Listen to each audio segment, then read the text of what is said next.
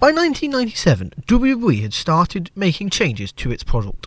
It was the start of WWE's most popular era, the Attitude Era. It is the era in which WWE was the most popular, and the product quality was arguably at its peak too, although the modern era, in today's day and age, is coming very close to this.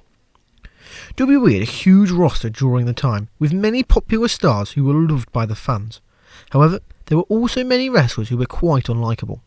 In some cases, it was because of them playing their characters well, while some wrestlers were just not interesting enough. Welcome to Honor Wrestling Club, and in today's video we'll be counting down the 10 most unlikable WWE wrestlers from the Attitude Era, ranked. However, before we crack on with the list, I'd just like to firstly thank you for choosing to spend a bit of your day with us here at Honor Wrestling Club. Your support and time really does mean a lot to us here, and it is appreciated all the feedback you give.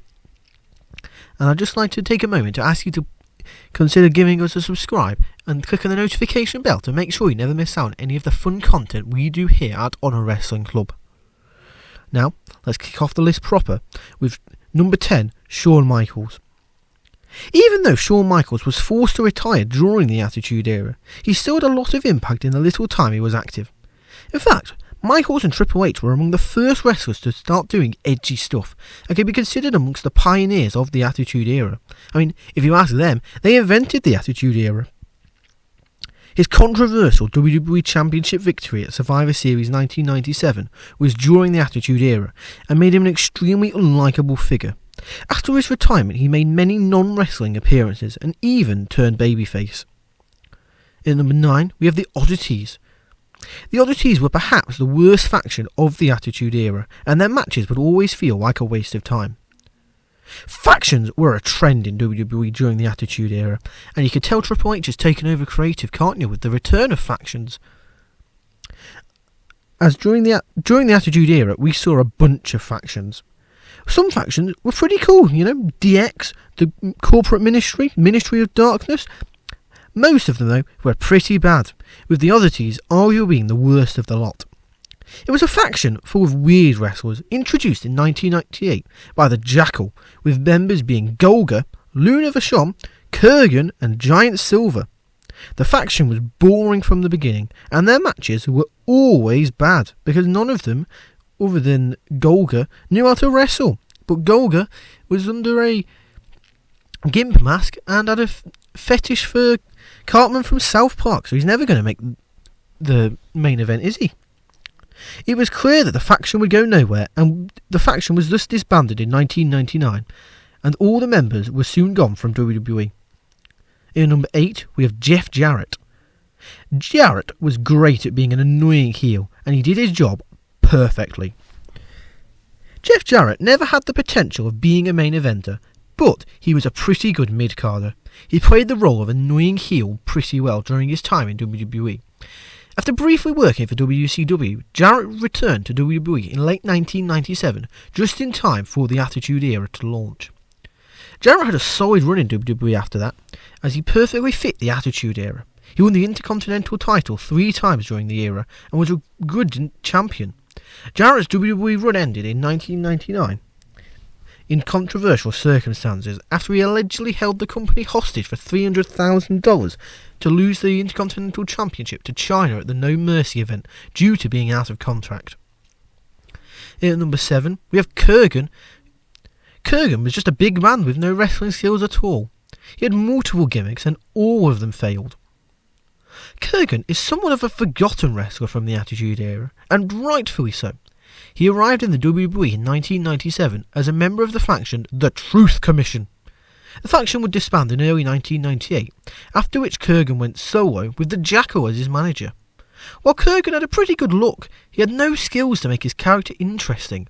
His below-average in-ring skills and lack of charisma dragged him down. Kurrgan turned face 2 as part of another faction, the Oddities, who we already spoke about. And as we already mentioned, that didn't work either, and he would be released in 1999. At number 6, we have The Rock. The Rock gained success as soon as he turned heel. And when we're saying about the most unlikable characters, we mean heel Rock, not many mega baby figures in 2000. The Rock debuted in WWE as a face, and WWE tried pushing him as a face, but the character failed badly, with fans chanting "Die Rocky Die" every time he was on screen. The Rock would soon turn heel and join the Nation of Domination, and this heel turn did wonders for him, and he succeeded as a heel during the Attitude Era. He turned face for a while in 1998, but turned heel after winning the WWE title at Survivor Series in a rehash of the Montreal Screwjob as he joined the Corporation. He had a fantastic heel run as part of the Corporation, and an unlikable character as he feuded with Mankind, which featured the amateur brain surgery performed on Paul Mick Foley at the Royal Rumble 1999, and most famously of all, Steve Austin. He became a fan favourite later, but he had a phenomenal heel run. In at number 5, we have Kurt Angle. Kurt Angle found incredible success as a heel instantly after his debut, as he got people to hate him pretty quickly due to his skills. Kurt Angle's wrestling debut was very anticipated, as he was a genuine Olympic gold medalist. Angle impressed everyone very quickly, and would go on to have one of, if not the best rookie years in history of wrestling. He showcased immense abilities both in and out of the rings. Thus, it didn't take any time for Angle to climb up the ladder, and soon he became a top heel in the company, feuding with the likes of The Undertaker, The Rock, Triple H, and they even formed a memorable partnership with Edge and Christian that would go down to be one of the funniest partnerships in the history of the Attitude Era. He soon became the WWE Champion and had a character which fans loved to hate. In at number 4, we have the American Badass Undertaker. Now, The Undertaker, in his defence, did lead the Ministry of Darkness, and this version was very popular. However, he was also heavily criticised during his run as the American Badass. The Undertaker was a fan favourite babyface for the majority of his career, and retired as one of the most respected legends of wrestling. In the Attitude Era, though, there was a time when the beloved Undertaker was also hated by fans. He started off the Attitude Era as a top face of the company, but turned heel in late 1998. Taker led the faction, the Ministry of Darkness, and feuded with Steve Austin for the WWE title.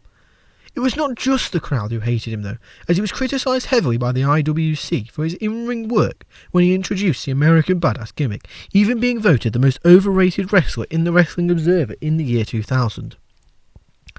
In number 3, we have Kane.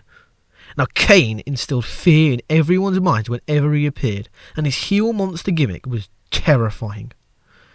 Kane was amongst the top stars of the Attitude Era, with his gimmick and backstory being very scary. He made his debut in shocking fashion at In Your House Bad Blood as The Undertaker's brother, interrupting the instant classic Hell in a Cell match between Shawn Michaels and The Undertaker. He attacked Taker, starting a feud between them. Kane's monster gimmick was amazing, and he did a lot of crazy stuff during the era, including burning The Undertaker in a casket at Royal Rumble 1998. Everyone from fans and wrestlers were terrified of Kane. The horror of his unimaginable acts made him unlikable. In at number 2, we have Triple H. Now, Triple H was the top heel during the Attitude Era, as he was the perfect rival for the popular babyfaces. When we talk about the best heels ever in WWE, it is hard not to mention Triple H. He was the top heel in WWE, and his rise to that spot started in the Attitude Era. He was part of the D-Generation X at the start of the Attitude Era, and soon became the leader of the faction following Shawn Michaels' departure.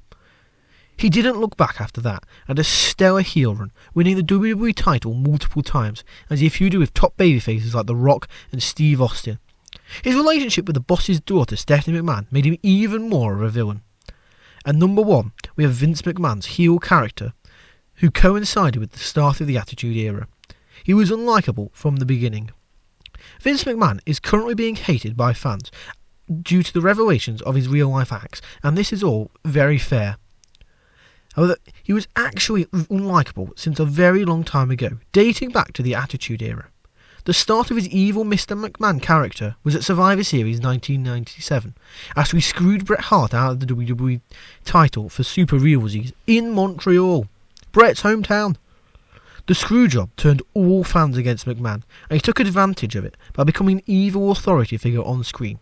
He had a feud with a fan favourite Steve Austin throughout the Attitude Era, and this made fans hate Vince even more, making him the most hated character in the history of the Attitude Era. And there you have it. There's our list. So what did you think? Be sure to let me know in the comments down below. Who do you think is the most unlikable wrestler in the Attitude Era? Be sure to let me know your thoughts in the comments down below. And whilst you're down there, be sure to give this video a thumbs up if you've enjoyed it. Click the subscribe button and the notification bell to make sure that you never miss out on any of the fun content we produce here on A Wrestling Club. And I'd just like to take another moment to thank you for spending some of your day with us. And thank you for watching. I'd like to welcome you to the club.